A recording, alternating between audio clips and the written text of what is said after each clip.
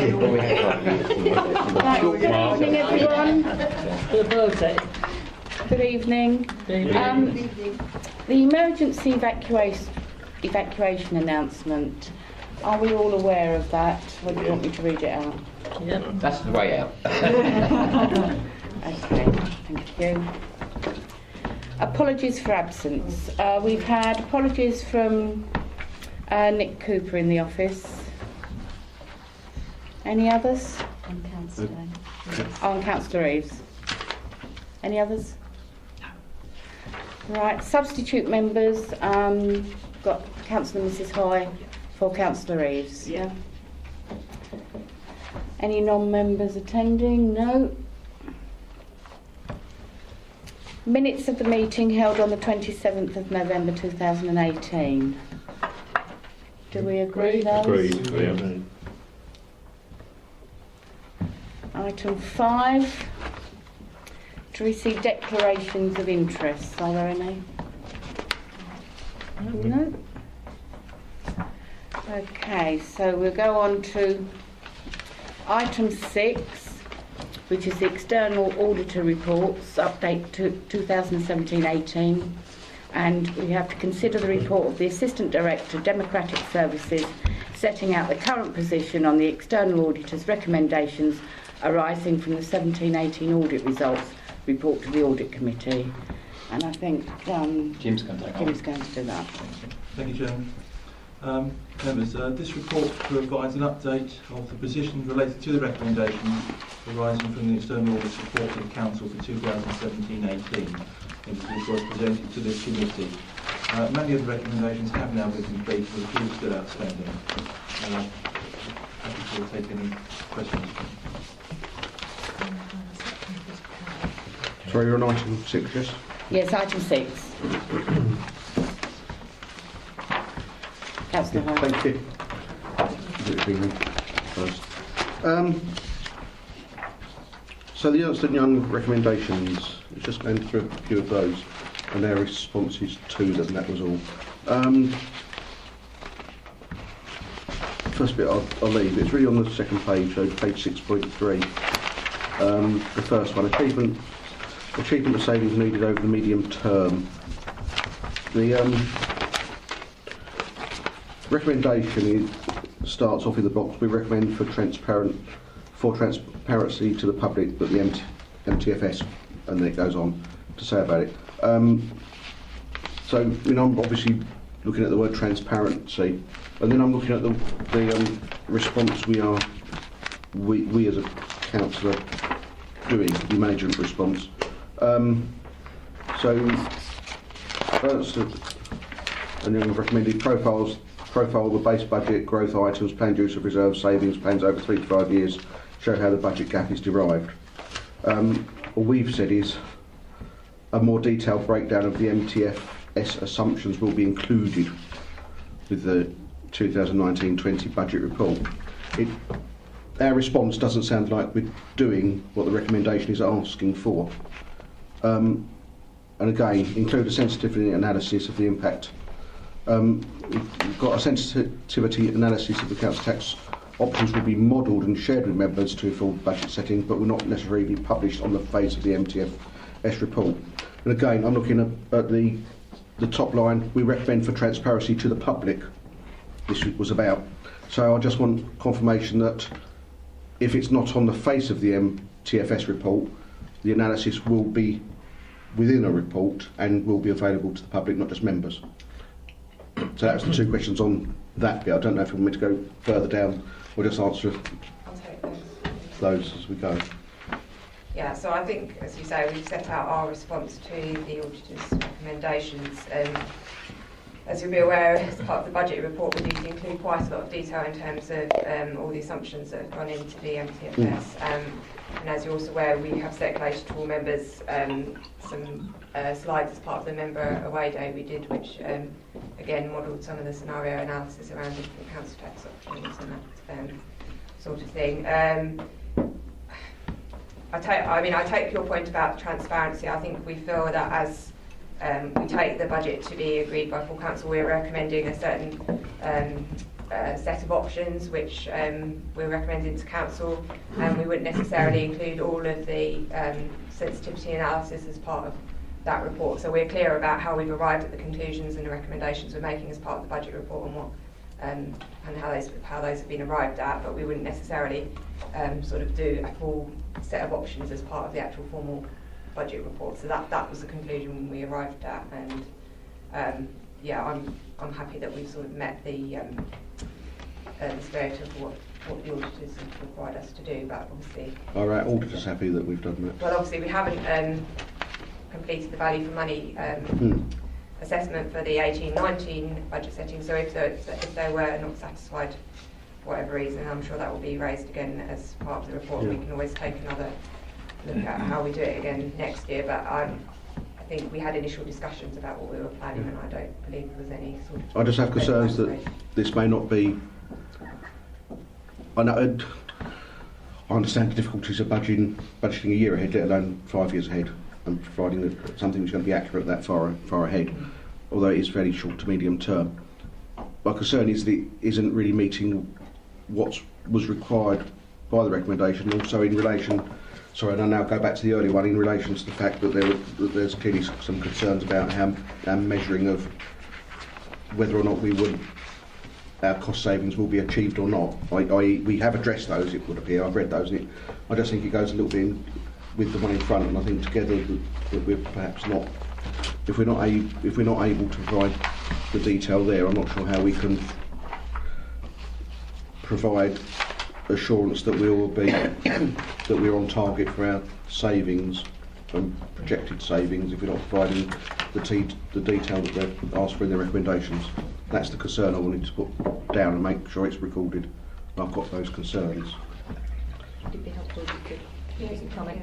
I mean, I think from our perspective, the recommendations we made in the audit results report and the audit letter were with the aim of improving the council's processes. So we weren't saying there was anything fundamentally wrong, because we obviously concluded arrangements were adequate, but there were areas we felt could be improved in the process. I think the key thing really for us is probably around the savings, the first recommendation. In terms of the second one, I think there's two elements of that. So we talked about the council tax modelling. I think the first element of that is probably, again, the more important one in terms of just having that profiling over the MTFs in a bit more breakdown so that you can see when the different issues are hitting. So I don't think from our perspective they're fundamental issues, the areas where we think the MTFS process and the savings monitoring process could be strengthened. Okay, and we will look at it this year as part of our VFM assessment, and we'll comment back on it when we do our audit results reports. Okay. And on the... I'm going to take your point, yeah, I'll follow that. On the point further down, so the next one, achievement of savings needed over the medium term, we're talking about seek to set targets for all performance measures. Now I understand the word seek to doesn't mean you must, presumably. It's say we are trying to, or do your best to, I would assume. Have we been able to set targets for these measures? It talks about achievement of targets, but you're not really, the answer doesn't say if we are able to set targets for all performance measures or some or key ones. Yeah, so I think all the performance measures that we have in place have a clear indicator against them now. I think there was a couple of anomalies for whatever reason where it was in the process of being agreed, so there wasn't a clear measure we could put in place at that time, but those have been reported to executive as part of the quarterly financial performance monitoring report, so they're in the public domain. So we have to do those. Okay. Councillor Livingston. Thank you, Chair. 6.7 and into 6.8. Comment there, especially the very last line, we made similar recommendations in the previous year. Sounds like a criticism because we haven't done what we should have done.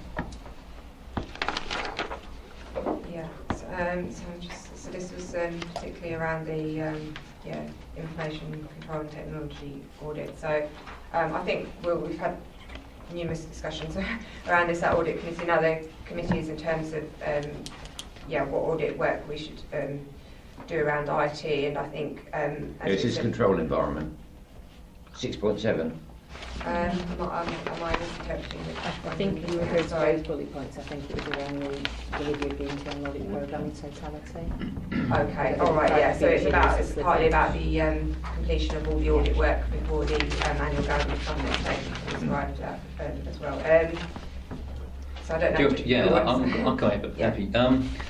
As we've spoken about at previous committee meetings, we've had a lack of audit resource, and we haven't had a full complement of staff since October of this year.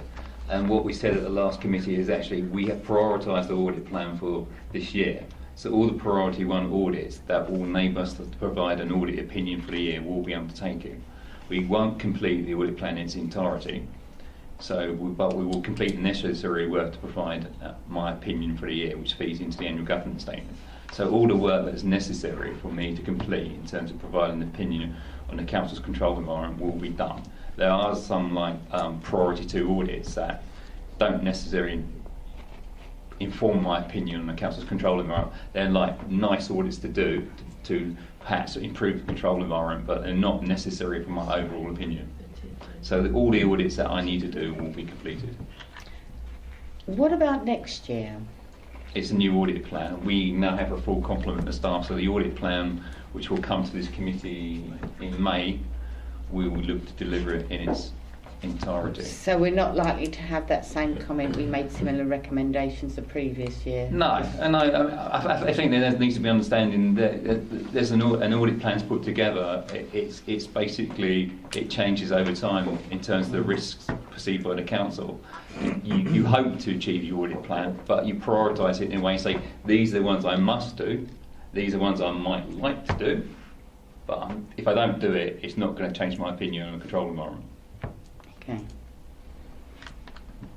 Councillor. So I did have one more. That's it, but one's been asked. It was on page 6.6, the VAT arrangements with sanctuary housing. I know this has come up before and I've had answers, and I think the answer is still the same as the answer I had before.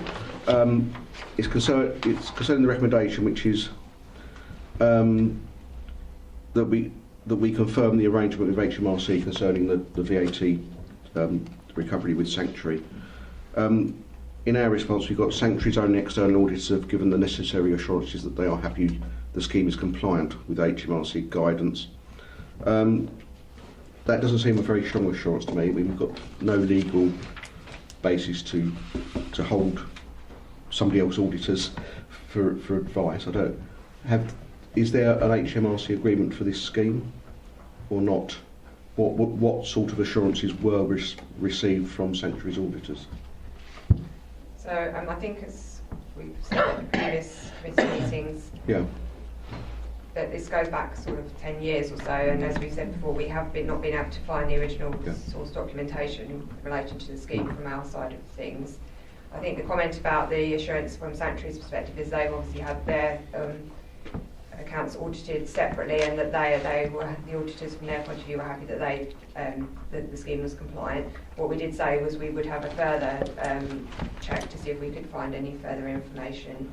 So we are still, we have done an initial review and we still haven't found any further guidance.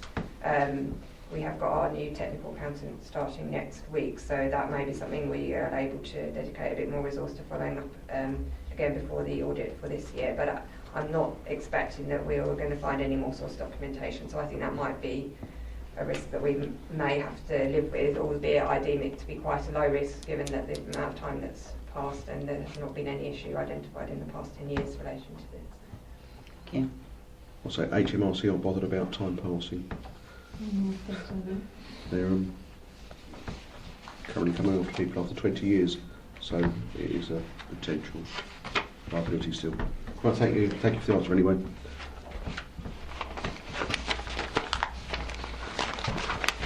Are there any other questions on item 6?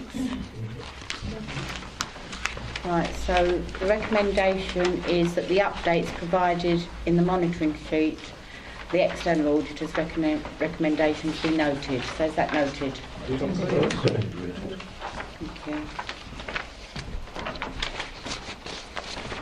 Item 7, the external auditor report. consider the report of the Section 151 officer drawing members' attention to the certification of claims and returns annual report to 2017-18. I think it's down again. Yes, so as the report sets out, we're required by DWP to appoint an external auditor to verify the housing benefit subsidy claim for 17-18, and that work's now being completed, and EY have issued their opinion, and that report is set out as an appendix to the covering report. As it sets out, the housing benefit subsidy claim value, has a total value of around 16.8 million. There were a small number of errors that were identified, and as is set out in, we are then obliged to carry out further testing work, which obviously necessitates more resource on their part. But the projected error that's amount of the error that was associated with the £16.8 million claim was £719, so it's not a material amount in relation to the overall amount of the claim. However, as a result of the additional testing work that had to be carried out, the fee associated with the work has obviously risen from the original anticipated fee, and we've agreed that fee will be paid with EY. Going forward, just to mention that BDO are now going to be carrying out the claim assessment going forward from 18-19 onwards. So I don't know if Debbie wants to say anything else in relation to the substance of I think that largely covers it. I mean, I guess just for context, the housing benefit assessment process is a very complex assessment, and therefore it's not uncommon to find errors in assessments. So in most of our clients we issue qualification letters, and I guess just in addition to the very small reduction in subsidy that we put in as a result of the audit work, we did also issue what we call a qualification letter to the DWP, and that would have in it some of the other errors that we identified where we were unable to fully amend the claim because we couldn't confirm that that was the total of the error. So in that situation we extrapolate the error based on the population, the sample that we've tested, and we report that in a letter to the DWP, and then the DWP make a decision as to whether they're going to recover any of the subsidy that's reported in those extrapolations. I would say that generally they do tend to do that now, I think is our experience, and they do tend to write back and recover those sums, but there wasn't anything significant in the QL that I can remember in terms of those amounts. I think it worked out that the percentage errors was 0.0042. But I think that's only on the error on the actual amendment. Yeah. Other errors that we can't amend for that we then report in our extrapolations in the qualification letter. Right, okay. Because we can only amend if we have tested, or the client's tested all of the population, therefore we're sure that the amendment is 100% accurate. Right. If we've only tested a sample of cases, which is normally what we do, then we can't amend because we can't say that that's an accurate amendment. Hopefully that makes sense. Yeah, thank you. Any other questions? Councillor High.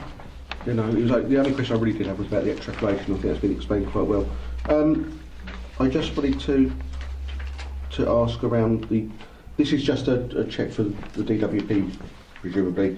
If we found errors which might have been in favour of the claimant, would that have resulted in increasing their claim? The DWP, are we bound to or not? In the work that we do here, the DWP is only interested in overpayments of benefits. If you've underpaid a claimant, then that's for the council to work through in terms of correcting the assessment subsequently. Equally, you will recover overpayments from claimants, clearly, but the DWP is only interested where you've overpaid, because that means you've overclaimed subsidy from the DWP. And that's what the purpose of the certification work is that we do, to check that the DWP has paid you the right amount of subsidy in relation to the housing benefit that you've paid out to claimants. Jim, you wanted to answer? Certainly when we do our testing and we find a situation where a claimant has been underpaid, the case will be the claimant does not lose out, they will receive the benefit. Yeah. Any further questions? So item 7, the recommendation is that the certification of claims and returns annual report be noted. Is that noted?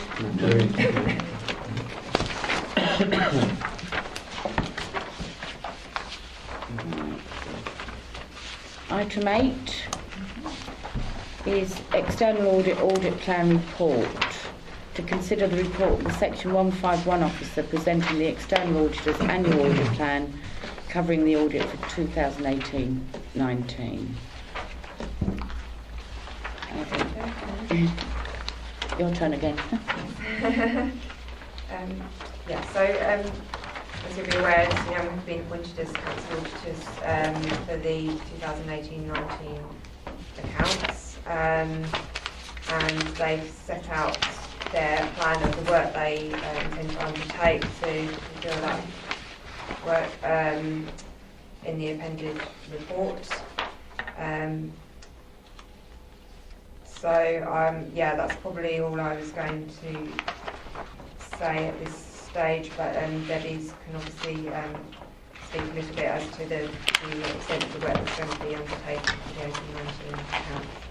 I think what I'd like to do, I'll take the report as read, but I think what will be helpful is just to really talk you through the risks that we've identified in relation to both our audit and financial statements and our value for money conclusion, and also just to highlight to members our materiality levels that we're undertaking our audit work to, and to ask members of the committee to confirm that they're comfortable that those levels are appropriate.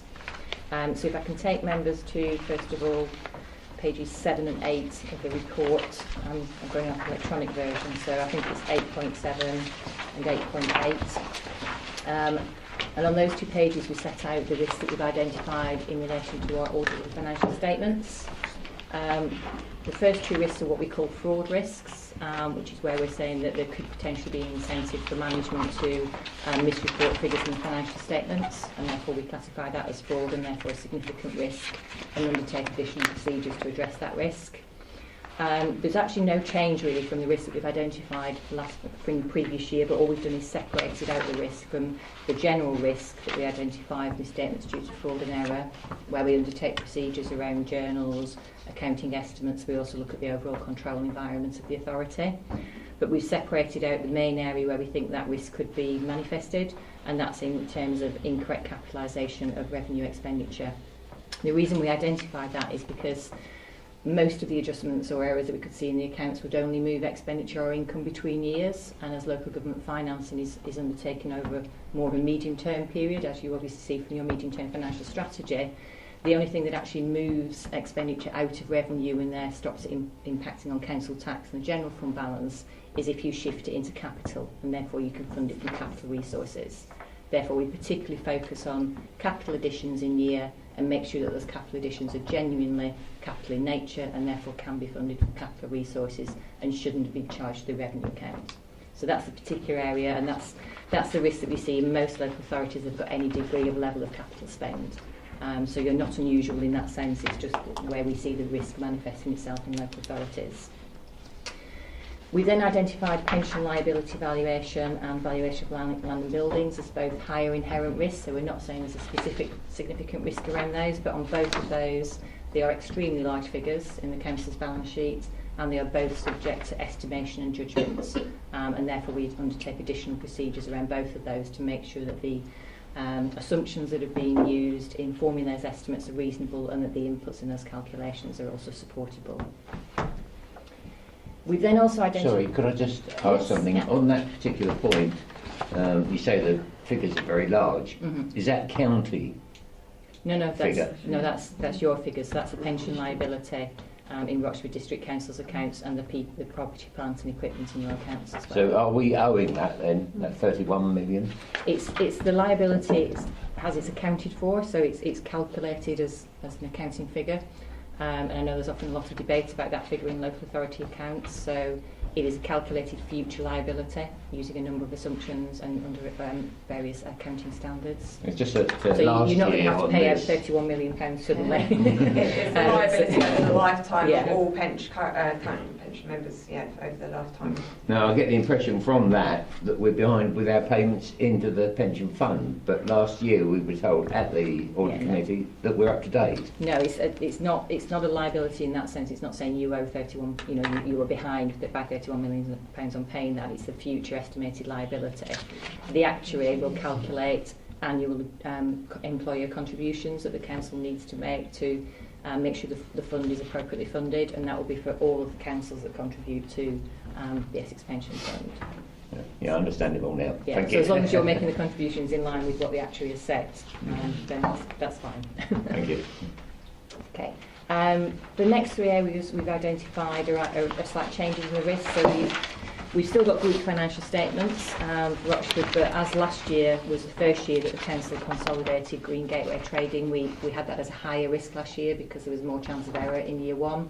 There's still obviously a chance of error in the consolidation, but we think that's reduced because we've already gone through 1 year's process in relation to that. The last two are new ones. The first one is finance team capacity, which I'm sure the members of the audit committee will be aware.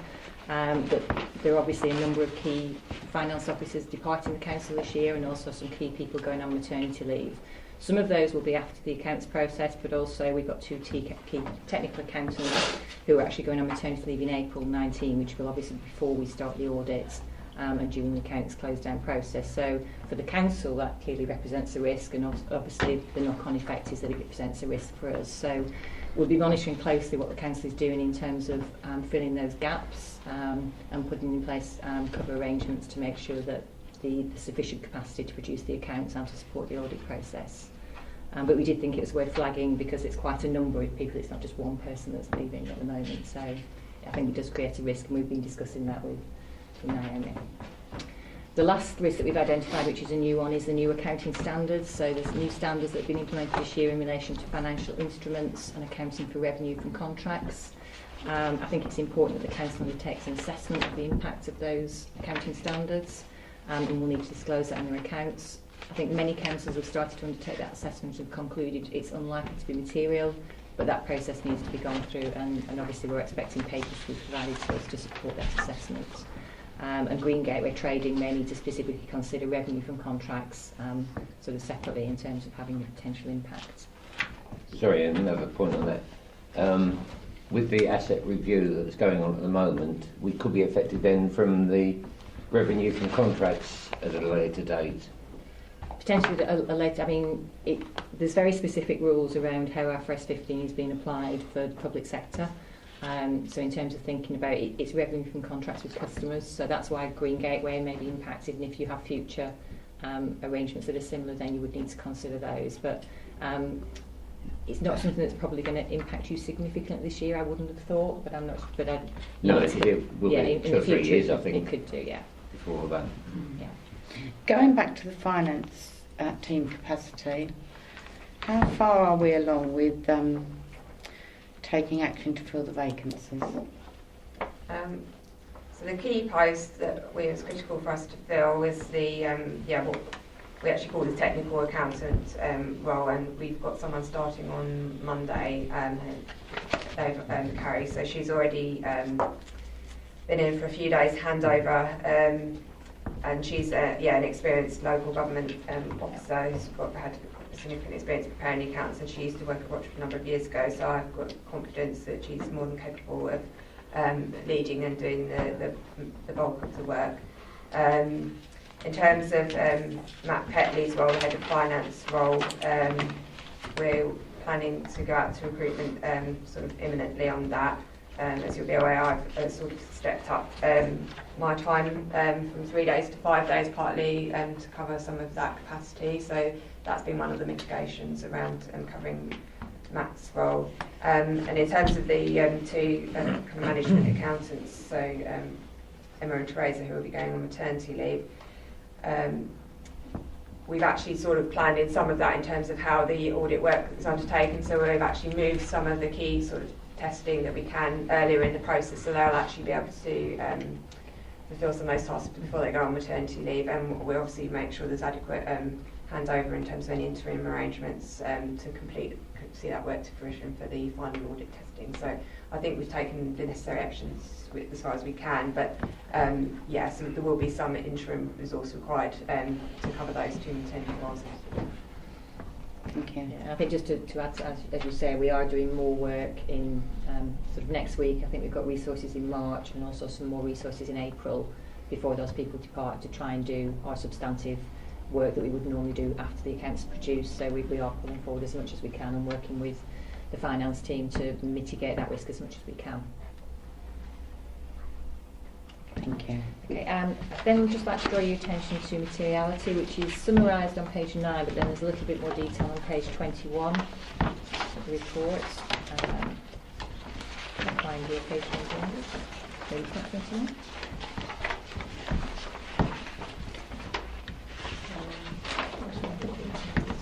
Yeah, so it's 8.21. The report. So that basically just sets out the materiality levels that we adopted during our audit. So we set an overall materiality level of 0.726 million, but then we actually undertake our audit work to a lower level, and that's to make sure that we build in sort of headroom for potential missing of errors. We can set the performance materiality threshold at either 1% or 2%. We set that at 2%, which is the maximum level that we can set that at. And then our performance materiality we can set at either 50% or 75%, because of the level of errors that we found in previous years, and also I think because of the additional risk from the change in the finance team, we feel that we have to set that at 50% this year, which does drive additional audit work because it means that our testing thresholds are lower in terms of the samples that we test. And then we agree that we report any unadjusted differences above £36,000 to the audit committee. And we do ask the audit committee, when I've just finished going through the item, to confirm that they're comfortable with those materiality levels. The last thing I really wanted to mention was the value for money conclusion, where we have to again identify if we've got any risks in relation to that. So we can refer the members to page 8.18 and 8.19. We noted that one of the areas we would look at is the steps the Council has taken to consider Brexit and future service provision, and we have completed our value for money conclusion, and we were satisfied that the Council is considering that adequately. We also identified that we think the asset delivery programme, which obviously the members just mentioned, as an area that we need to do some more work on as a significant risk to the value for money conclusion. We will also keep an eye on issues that the Council's had in relation to IT failures, because there have been a number during the year of IT delivery issues with the Council. I think that contingency plans have worked well and it hasn't impacted on service delivery, but we just need to keep an eye on that until the end of the year. But therefore we have identified, as we say, one significant risk in relation to the Council's asset strategy, and we'll be looking at the governance arrangements around the asset delivery programme and also how individual projects are assessed for financial viability. So that's really the risk that we'll be looking at in terms of our value for money conclusion, and we'll report back on the conclusions of that in our audit results report.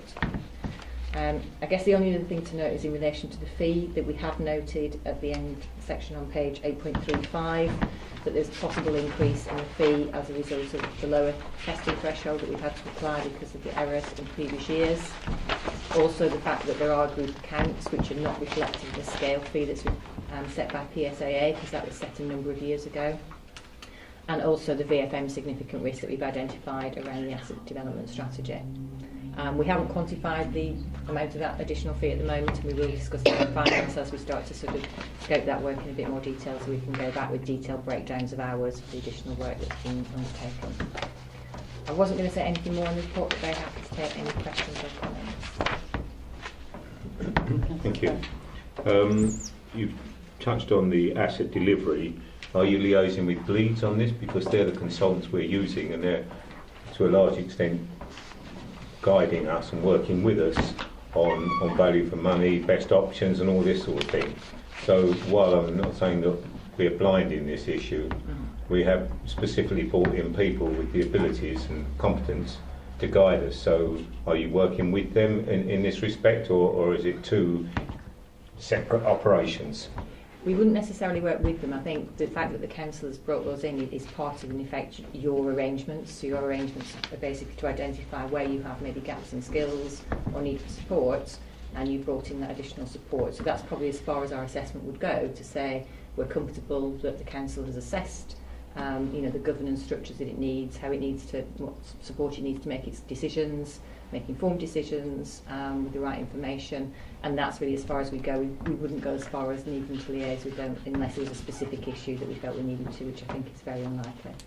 Yeah, because they, I mean, they've been quite specific in setting out the financial structure and the route that we go down. So, I mean, they have done a huge amount of background work into the best financial route to go. I'm not saying we've agreed with them 100%, but we certainly have been, listened to them and the way they've done it, because they've had the experience of doing this sort of project before, where we haven't. That's all. Yeah, I think as we've said at Investment Board, obviously we can take professional advice, and obviously we have used Bleeds, and we've worked with them extensively to make sure the relevant modelling is done, and we can obviously share the documentation as appropriate. But ultimately the accountability still rests with us as council, so we can't sort of pass the accountability to Bleeds. The decision making stays with us, so we've taken the advice from Bleeds, but ultimately it's us as a council that's got to be accountable for the choices we make. So I think that's what the auditors will probably do. Okay. Any further questions? Thank you. Just around a couple of areas. One is you've raised these, obviously. I just want to just emphasise a couple of things. The first one is on page 8.7, the incorrect capitalisation of revenue expenditure. You said there's no change in the risk, and you've got down there as fraud risk, and it's obviously in relation to marking revenue as capital, as revenue possibly, I suppose. Obviously, there is an issue here in that there was an identification last year where we as a council were told to reclassify some revenue expenditure as capital, I believe it was. I forget wrong way around in relation to IT. Yeah. So we've got there's a history that we have had a problem in the past around this as well. But you still think the risk isn't changed despite that? No, I mean, if you want to comment on first. I mean, there was one particular issue, as you say, where we had to reclassify an element of the rental capital to revenue. I think that was, obviously it wasn't a fraudulent sort of error in that it was, planned. It was just the fact that I think it was more of an accounting judgment that obviously the project was intended to be capital in nature from the outset, but actually when we looked at the nature of some of the spend, there was an element that actually, on second review, was classified as revenue. So I don't know if Deb wants to say anything more, but I don't think there's an inherent sort of underlying risk, as you say. It's just that is an area where it's obviously going to be subject to review. Sorry for clarification. I didn't intend to suggest there was fraud involved. I'm just saying it's identified as fraud here. It might be that it could be an inherent risk rather than a fraudulent risk as well, perhaps. I don't know. In the way it was done. I think we always classify it as a fraud risk if it becomes significant from our perspective, because as we say, it's probably one of the very few areas in local government accounts where there is a genuine incentive to potentially do that. And so we always view it as a heightened risk area, and also there is a degree of judgment. Some areas are very clearly revenue or capital, and then there's always a little grey area in between where you need to look at the standards quite carefully, the type of expenditure, and form a judgment. So we obviously focus on those ones in particular, if materially. And that mistake last year was that the grey area that I'm unsure whether it was capital or revenue. Yeah, so I mean, in the transfer of the IT system, there was an element of dual running, and I think, some of that was classified as capital, but I think some of the actual officer costs involved couldn't be capitalised, so that was the element that was then treated as revenue in the final account. Thank you. It's something I just brought up because there is, I think there's a further capital budget of £100,000 for a server room in the budget, and it's just something I was aware of. Maybe I'd raise. The other thing, I think everything else has been raised. I just wanted to. I think I know what it means, but we're using the word sustainable resource deployment. Can we just make sure I do know what it means, please? Yeah, unfortunately that is the wording used in the NAO code, yes. So that's why we've used that. But it basically means kind of financial stability, looking forwards over the medium term, if that's in more plain English. So we basically look at the medium term financial strategy, we look at the level of budget gap within that, the level of savings that have been identified, the track record of delivering savings, and that's how we form a view about future financial sustainability. Okay, thank you. Just going back to 8.1, item 4.2, who are BDO and why have we had to take somebody else on apart from E1? So we've been through a procurement exercise to ensure we get best value for money. So essentially, as part of that, the tender that BDO came in was more cost effective for us as a council than the EY one. So that under the rules of procurement, we were bound to go with the lower cost.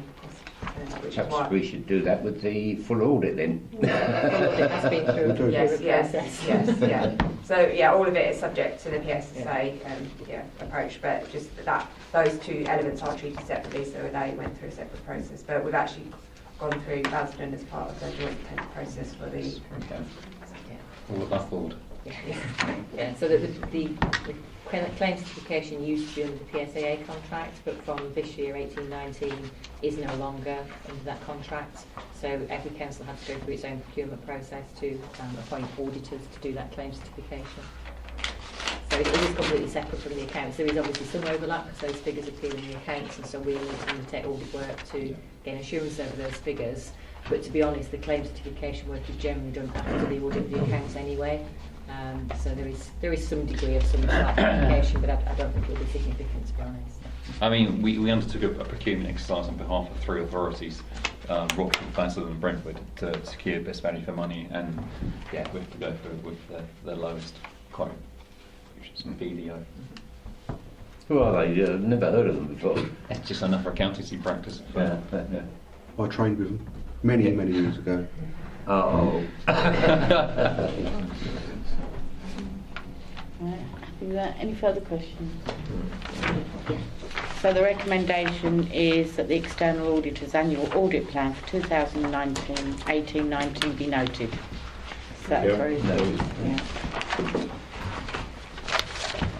Right, item 9.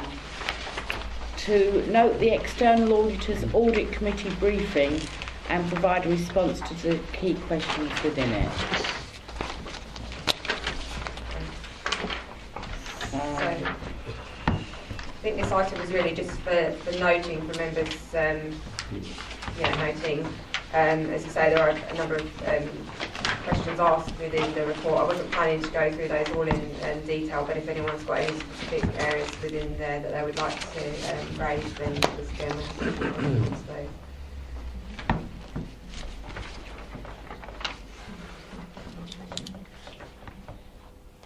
Any questions?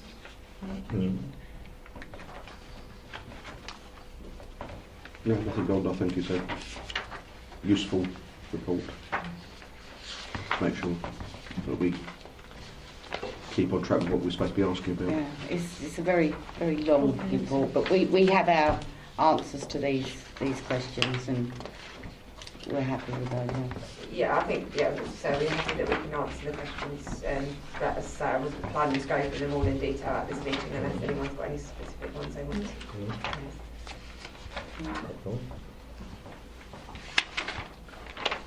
So, is that noted? Noted. Right. Item 10. To consider the report of the Assistant Director, Democratic Services, providing members with an update on completed audit engagements, delivery of the audit plan and progress in implementing audits. Thank you, Chair. Thank you. My report provides an overview of the work completed since April, but also presents findings in respect of audit reviews completed over the past 3 months. Both Becky and Jim have been really busy over the past 3 months, it's fair to say, and completed a further 6 audit reviews that are detailed at Appendix 1. I would like to touch briefly on the audit review of our insurance administration arrangements, as this received a limited assurance rating.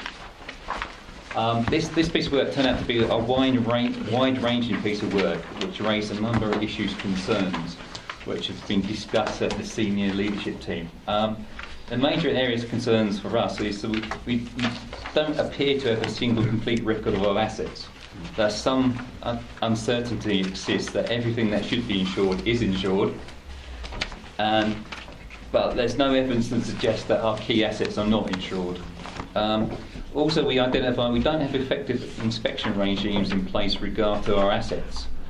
As a result, we could be non-compliant with the terms and conditions of our insurance cover. Also, it puts the council at risk from claims for negligence should a major injury occur. And if we look at local press that has pinpointed Basildon, there are some shortcomings in its own inspections arrangements. In relation to counter fraud work, this is limited to the work undertaken by the compliance team. The compliance team continues to deliver cashable savings for the authority. There's been £99,000 worth of savings in relation to council tax. This tends to relate to single person discounts that are claimed fraudulently, where there's actually more than one person at that property. We also identified new areas in relation to NDR, business rates, where we've not previously billed a number of companies, and we've been identifying a further £212,000 worth of new billing arrangements. Lastly, I'd like to talk about progress made by service departments in implementing audit recommendations. Since concerns were raised with the senior leadership team, service departments are now making good progress in implementing audit recommendations. If we look at Appendix 4, we actually have at the moment a total of 51 audit recs listed. Of those, a further 25 are now Tell me considered. what page that is. 10.19. I've got it online. Sorry. Yeah, 10.19. Sorry to interrupt Sorry. you. Yeah, I've got it. I was just making sure I had the right page. So this sort of sets out a list of our live recommendations as such.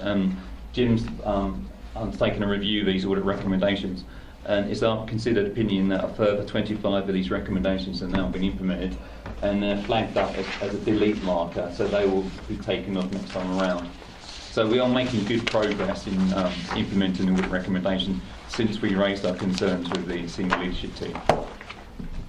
Thank you. I'm quite happy to take any questions.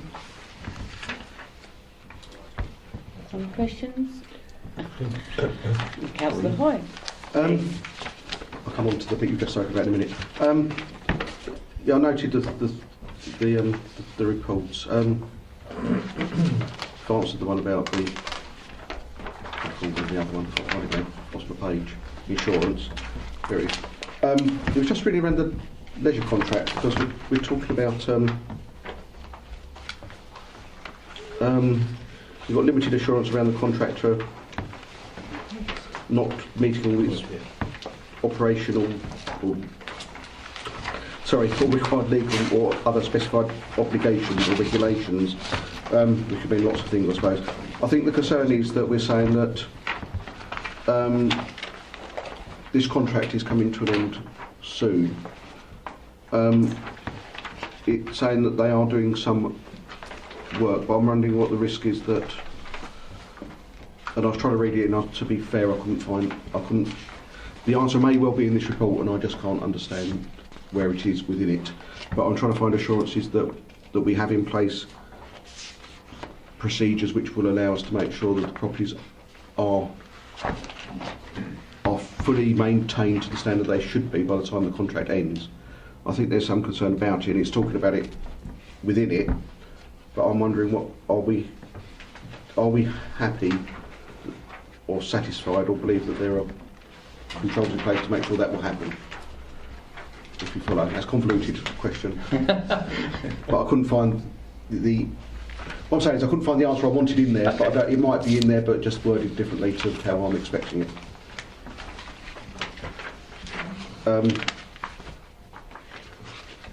Which is on page 10.9, I suppose.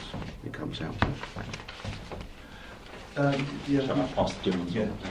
We didn't do any particular work around the building survey conditions, because those we have looked at reports that have been made to various other committees, and those have been addressed elsewhere.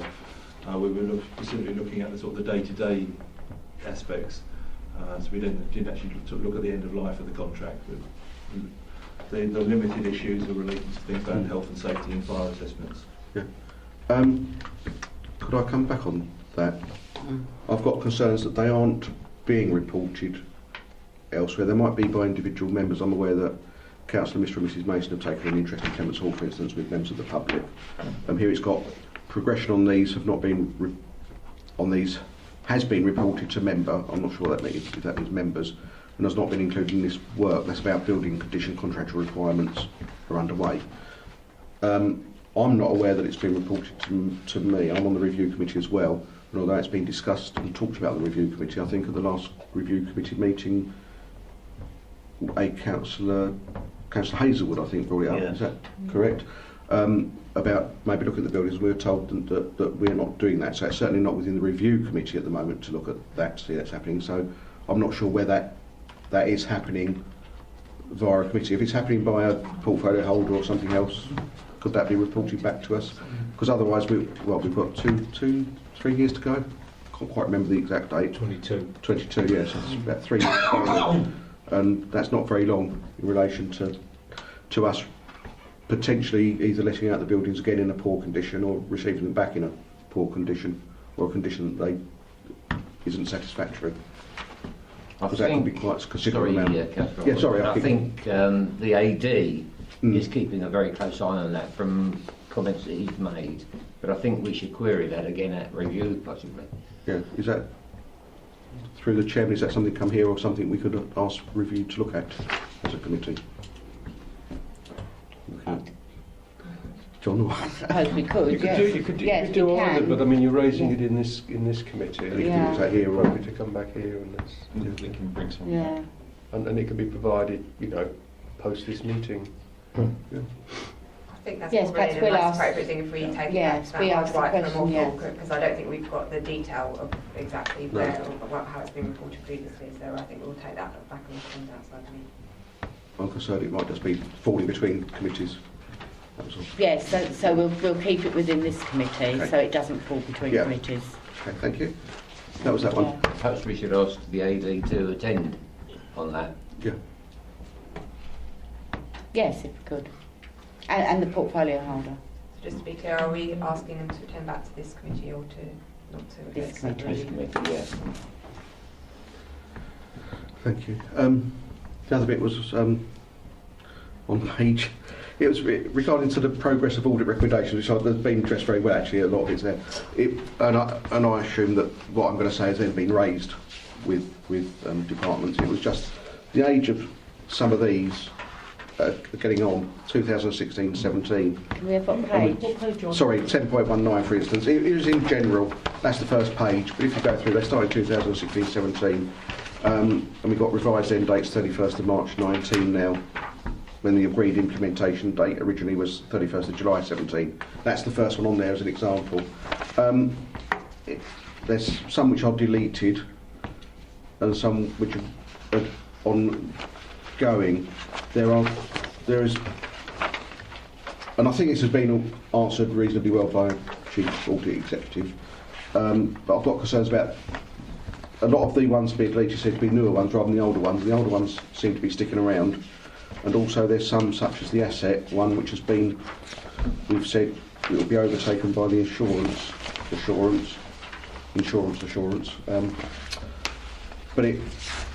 we then have a date of sort of 8 months' time when it started some time ago.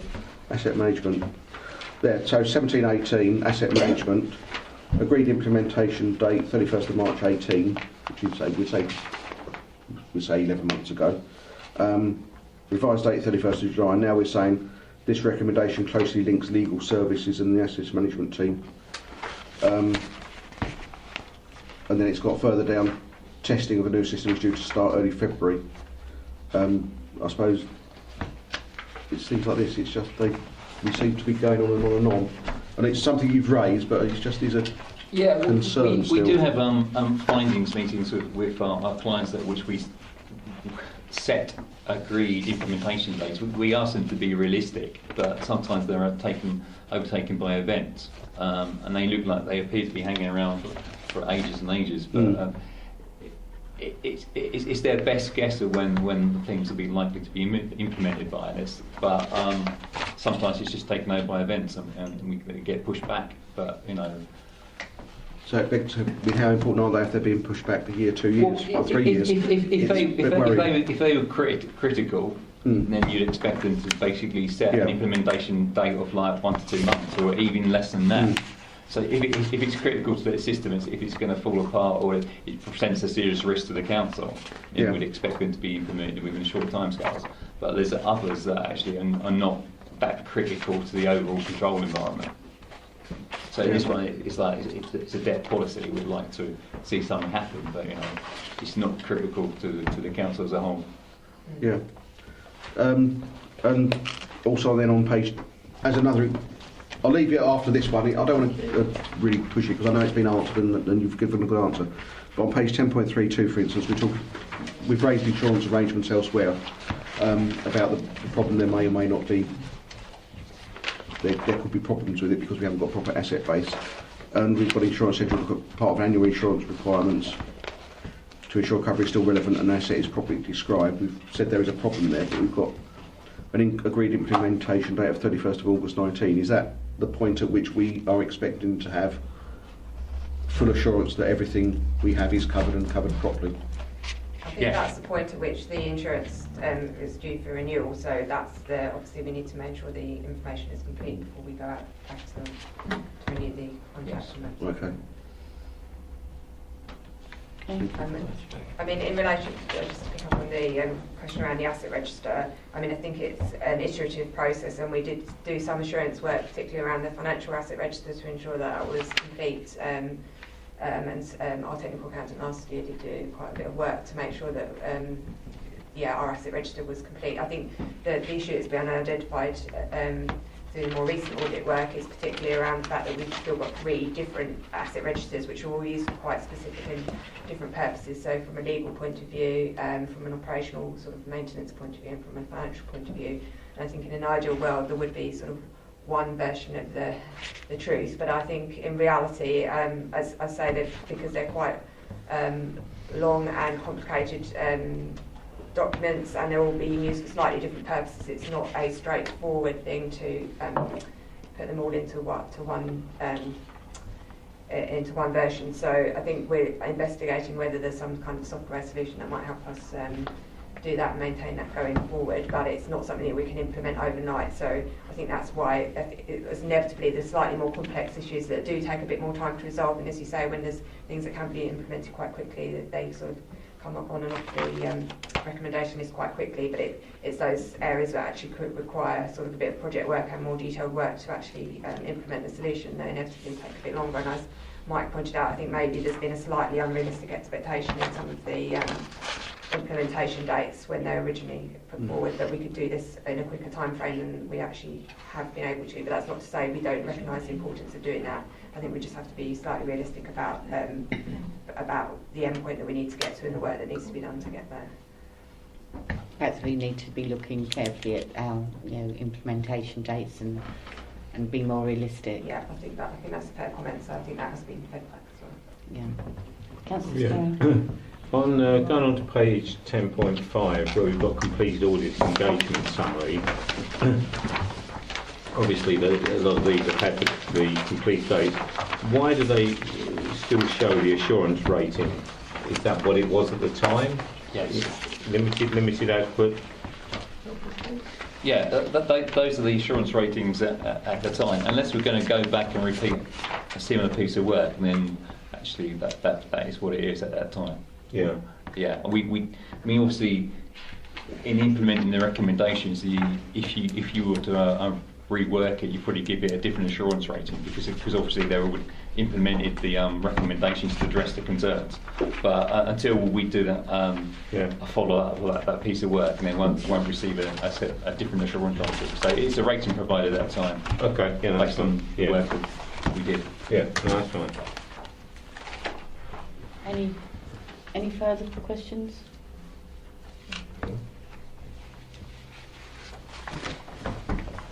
So the recommendation is 1, that the update on delivering the 2018-19 audit plan be noted. 2, that the conclusions and results from completed audit engagements in appendices 2 and 3 be noted, and 3, that the updated status of audit recommendations in appendix 4 be noted. Is that noted? Agreed. Agreed.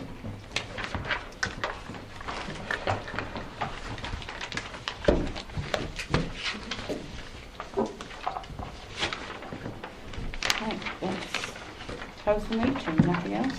Thank you. 8:30. 2030. An hour. Thank you, Jay. Papers indicated longer than that, but thank you. Is that your last meeting, John? Yes. Oh. Thank you.